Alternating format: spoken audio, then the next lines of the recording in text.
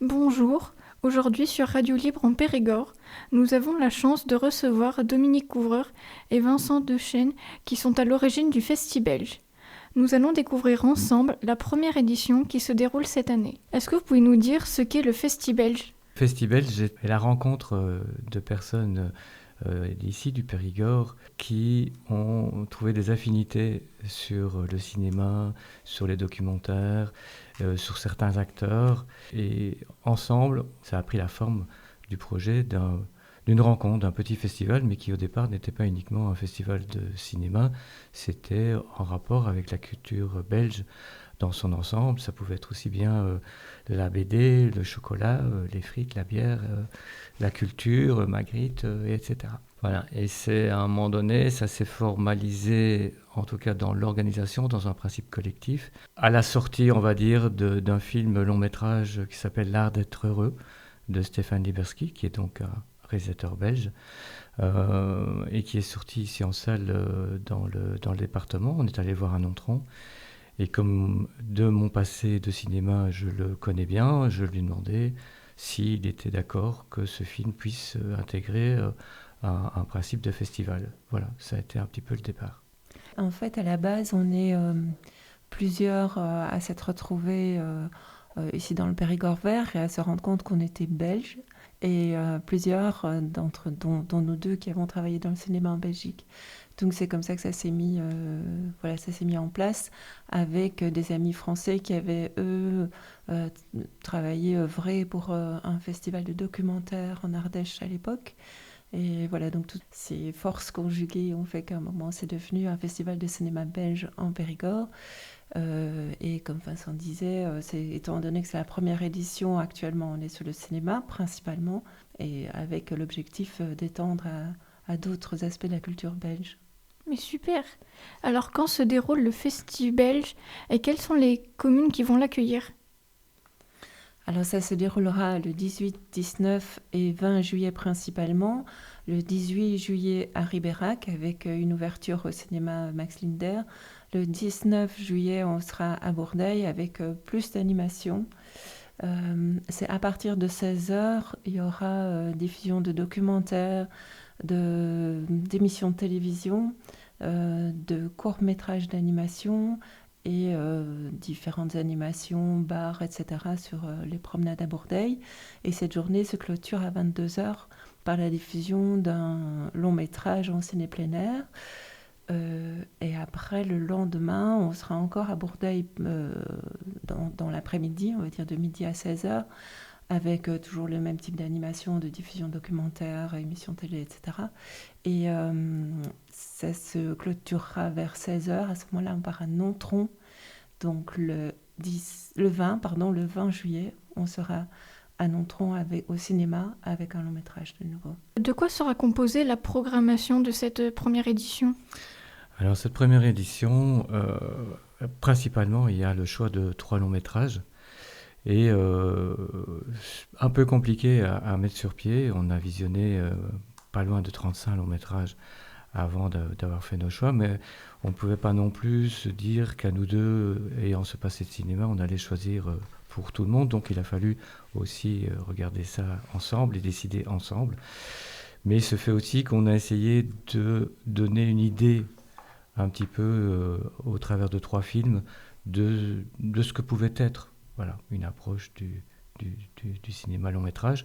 Donc il y a ce film de Stéphane Liberski qui est un film qui est sorti dans les salles en France avec en tête d'affiche Benoît Poelvoort, Camille Cotin, Gustave Kerven, François Damiens, et qui est l'histoire d'un artiste qui en fait il est tout quelque part peut-être sauf un artiste. En tout cas il n'a aucun talent, mais il est à la recherche d'être célèbre, d'où le titre L'Art d'être heureux. Il est à la recherche de quelque chose, voilà. Le deuxième film est un film plus ancien des années 2018 qui s'appelle King of the Belgians.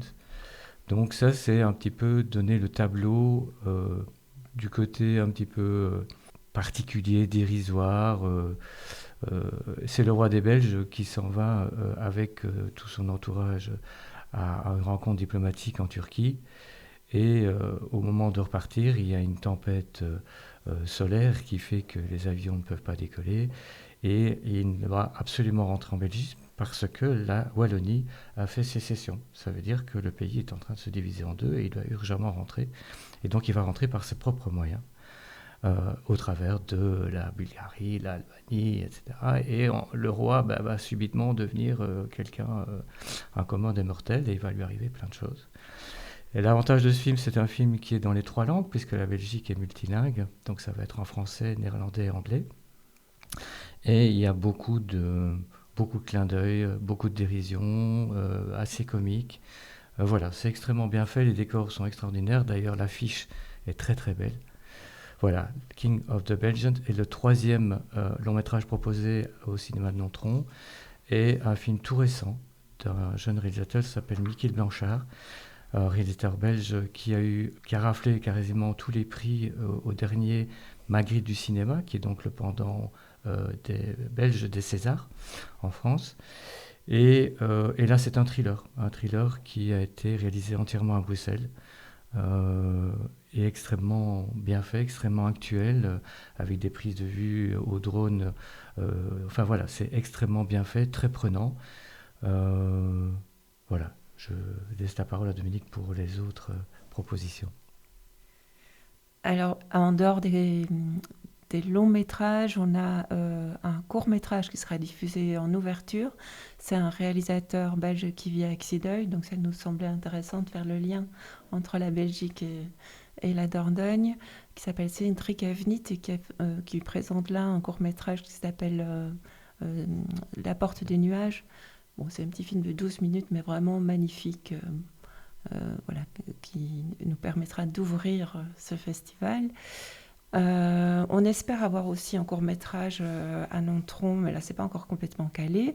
Et sinon, on aura des documentaires. Alors, pour les gens qui connaissent un petit peu la Belgique, on va avoir des émissions de télé. Cette émission s'appelait Striptease. Elle a été diffusée, enfin, elle a été créée à la base en Belgique, sur la télé belge qui s'appelle la RTBF. Et après, France 3 a diffusé les émissions aussi. Il y a des épisodes qui ont été faits ici en France. C'est une émission qui a duré pendant vraiment très longtemps. Et un des premiers réalisateurs de Striptease, qui s'appelle Marco Lamenche, nous fait d'ailleurs l'honneur d'être là pendant tout le festival. Donc il y aura des diffusions en permanence, voilà, en continu d'émissions Striptease. Et à certains moments, lui sera là pour présenter ce qu'il a réalisé et pouvoir en discuter avec le public. Après, dans les émissions télé, on aura aussi l'émission Des Nuls, mais je vais laisser Vincent en parler parce qu'il a travaillé avec eux. Sinon, on aura des documentaires qui seront diffusés à Bordeaux dans la salle de la mairie, de réalisateurs belges, voilà, différents documentaires plutôt sociaux, je dirais. C'est un petit peu le propre de beaucoup de documentaires en Belgique, un peu dans la veine de ce que font les frères Dardenne, qui d'ailleurs au départ étaient des réalisateurs de documentaires. Voilà pour la programmation, en gros, je crois. Je te laisse parler des Snuls. Voilà, alors les Snuls, Dominique me laisse parler des Snuls, parce qu'en fait, les Snuls font partie intégrante de mon histoire professionnelle et de vie, puisque j'ai été leur accessoiriste régisseur au départ de l'émission. Et les Snuls, c'est les nuls en Belgique, c'est le pendant des nuls français. Voilà. Un Snul à Bruxelles, c'est un nul.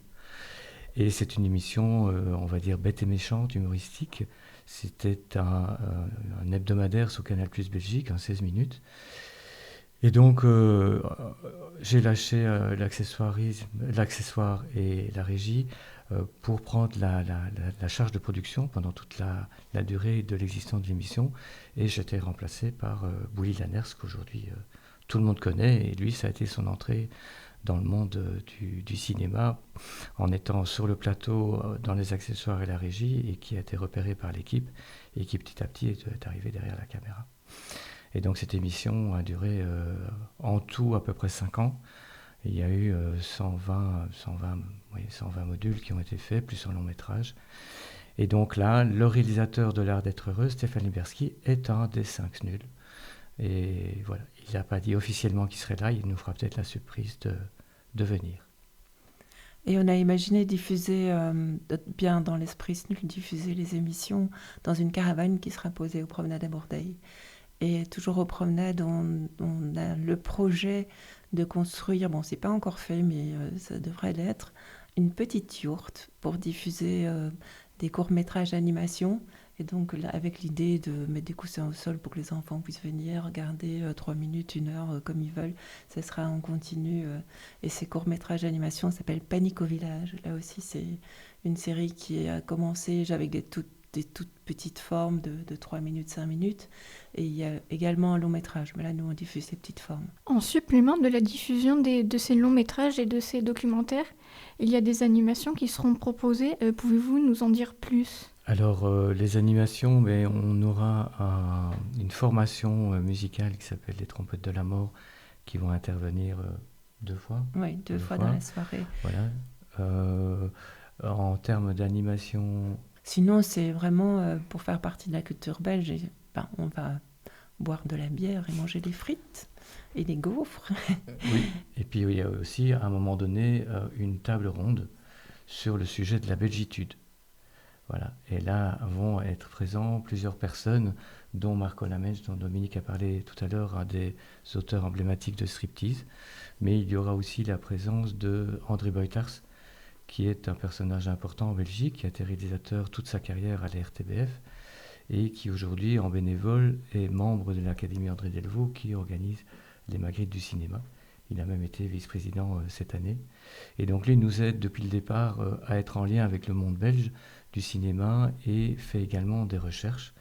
Et en termes d'animation, on peut peut-être citer une expo d'affiches qui a lieu à la mairie. Et là, André nous aide énormément et il viendra lui-même avec un stock d'affiches qui ont été prêtées de toutes parts. Et du coup, si je comprends bien, cette première édition du festival vient aussi, et un peu la continuité de vos carrières respectives dans le cinéma. Alors, la continuité, il se fait que j'ai arrêté il y a 35 ans et que, quelque part, j'avais plus trop envie. Et il se fait que j'ai été invité pour justement cette émission des Snuls il y a 2 ans pour fêter leurs 35 ans à Bruxelles en grande pompe et retrouver plein de personnes connues. Et j'ai fait le constat que j'avais gardé une place. Enfin, on m'avait gardé une place et subitement, je me suis dit, peut-être que cette place-là, alors, elle existe vraiment et je peux peut-être m'en servir pour arriver à faire quelque chose. Voilà. Et moi, j'ai travaillé à Canal+ Belgique, j'ai travaillé un petit peu dans le cinéma. Ici en France, j'ai eu l'occasion d'être chargée de production pour un court-métrage avec Ciné Passion, Périgord. Et puis par la suite, j'ai eu l'occasion de travailler comme conseillère artistique pour le festival Mimos pendant 12 ans. Donc l'organisation de festivals, bon, c'est quelque chose qui me fait pas peur. Autre question que l'on peut se poser également, quels sont les tarifs du Festibelge ? Alors, c'est une bonne question. C'est une bonne question. Parce qu'effectivement, c'est un petit peu ce que les gens aiment bien se balader en été, pouvoir faire des choses, et si c'est gratuit, c'est encore mieux. Alors, tout ce qui est cinéma, ça sera au tarif des cinémas, puisqu'en fait, les cinémas sont partenaires avec nous dans ce projet. Donc, c'est normal de leur laisser travailler comme ils travaillent d'habitude, je dirais. Donc que ce soit Max Linder à Ribérac, que ce soit le cinéma Louis Deluc à Nontron ou le ciné plein air qui est organisé par Ciné Passion Périgord, tout ça, ça sera les tarifs qu'ils pratiquent d'habitude. Et pour ce qui est des émissions de télé, des courts-métrages d'animation, ça c'est entrée libre, mais par contre, comme on a évidemment en tant qu'organisateur des frais, on mettra des chapeaux pour rétribuer un peu les réalisateurs de documentaires par exemple, plus les frais divers qu'on a pour l'organisation. Et tant qu'on y est dans les frais, j'en profite pour dire qu'on a ouvert un financement participatif. Donc on a sur la plateforme Hello Asso, on a fait appel aux gens qui veulent bien donner de 5 € à autant qu'ils veulent pour nous aider dans l'organisation. Et comme le projet est porté par une association de Bourdeille qui s'appelle Pampalicosa, voilà, donc il faut aller sur la plateforme LOSO et chercher Pampalicosa pour pouvoir trouver notre projet. Voilà, nous sommes également présents sur Facebook, donc les liens peuvent se retrouver via Facebook sous l'appellation Festibelge 24.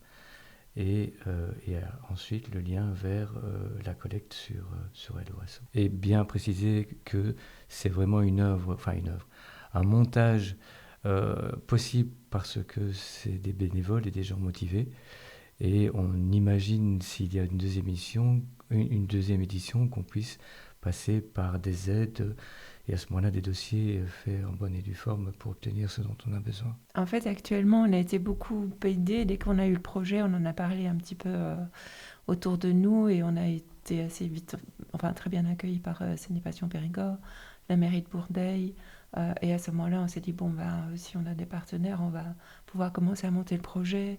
Après, au niveau technique, par exemple, on sera aidé par l'agence culturelle. Donc c'est sûr que le projet, les gens ont montré de l'intérêt, ça nous a vraiment encouragés à essayer de mettre quelque chose sur pied. Mais je vous remercie pour toutes ces informations et maintenant de nous avoir laissé la possibilité de découvrir la culture belge dans le Périgord. Merci. Avec Merci à plaisir. vous.